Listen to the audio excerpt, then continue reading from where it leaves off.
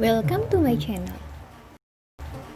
Sebelum memulai videonya, jangan lupa klik tombol like dan subscribe. Assalamualaikum warahmatullahi wabarakatuh. Bismillah, alhamdulillah, wassalatu wassalamu ala sayyidina Muhammad Rasulillah wa ala alihi wa sahabatihi wa man tabi'ahum bi ihsan illa yaumiddin. Amma ba'd. Yang saya banggakan teman-teman kelas 12 MA Modern Al-Madinah. Alhamdulillah, dalam kesempatan ini, melalui video ini kita dapat melakukan kegiatan belajar mengajar. Nah, sebelum kita lanjut ke materi, saya tidak bosan-bosan untuk mengingatkan teman-teman sekalian untuk tetap selalu menjaga jarak, yaitu cuci tangan, pakai masker, dan tetap jaga jarak. Karena akhir-akhir ini Indonesia bahkan dunia telah diserang oleh virus yang bernama COVID-19, atau bahkan ada beberapa istilah, diantaranya ada ODP, PDP, OTG. Contoh misalkan ada orang yang baru pulang merantau entah di Jakarta atau di luar negeri lah, itu statusnya menjadi ODP, singkatannya ora duwe pegawean. Nah, besoknya lagi meningkat menjadi PDP, positif dadi pengangguran. Nah, bahkan yang terakhir ada gejala yang disebut OTG, ora tahu gawe. Nah, itu hanya cerita lah, intermezzo di awal materi. Adapun materi yang akan kita bahas kali ini yaitu mengenai menghindari akhlak tercela. Yang akan kita bahas ada 3 poin, diantaranya israf, tabdzir, dan bakhil. Apa itu israf? Pengertian israf sendiri yaitu berlebih-lebihan.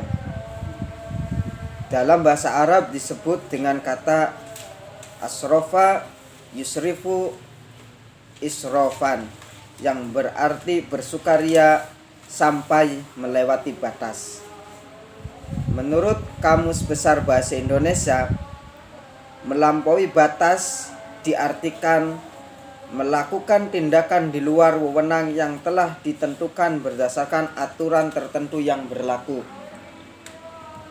Sedangkan secara istilah, melampaui batas dapat diartikan sebagai suatu tindakan yang dilakukan seseorang di luar kewajaran atau kepatutan.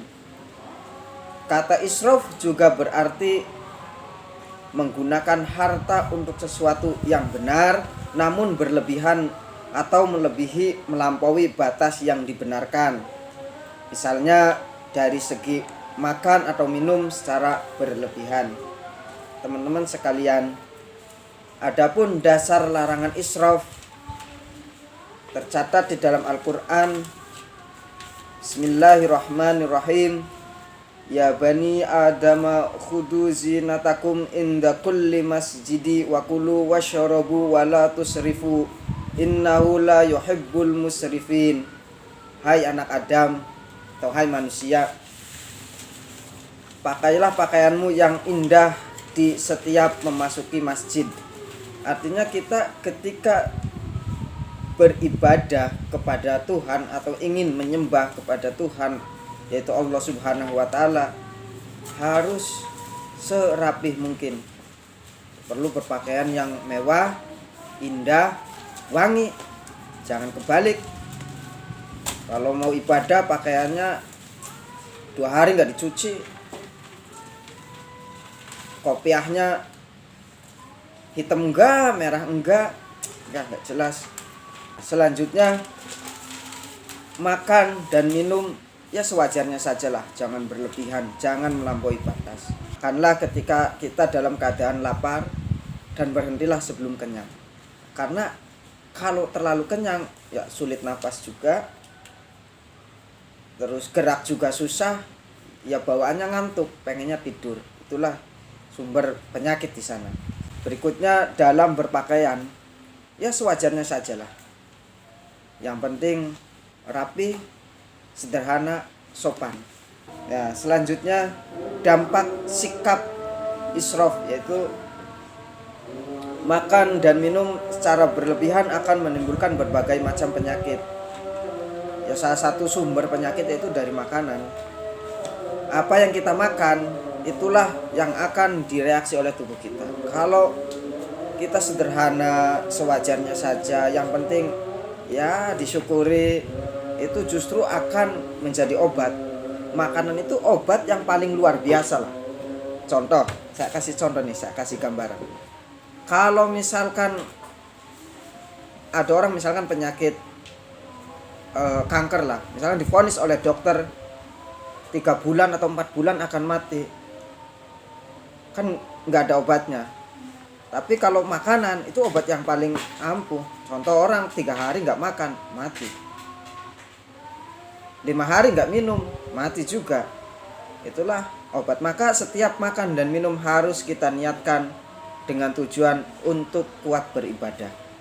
Berikutnya adalah dampak dalam berpakaian dan berhias secara berlebihan, maka akan berdampak timbulnya kecemburuan sosial dan konflik di tengah masyarakat. Adapun pertanyaan yang harus teman-teman jawab mengenai sikap israf ialah yang pertama, sebagai umat Islam kenapa kita dilarang untuk berlaku israf? Coba jelaskan. Berikutnya yang kedua, apa dampak berperilaku israf dalam kehidupan sehari-hari? Coba jelaskan. Yang ketiga terakhir, bagaimana caranya untuk menghindari perilaku israf dalam kehidupan sehari-hari? Coba kalian jelaskan. Nanti pertanyaannya dicatat, jawabannya dikumpulin. Sekian, terima kasih. Syukron wa dumtum fil khair fi barakati wan najah. Wallahul muwaffiq illa aqwamit thoriq. Assalamualaikum warahmatullahi wabarakatuh.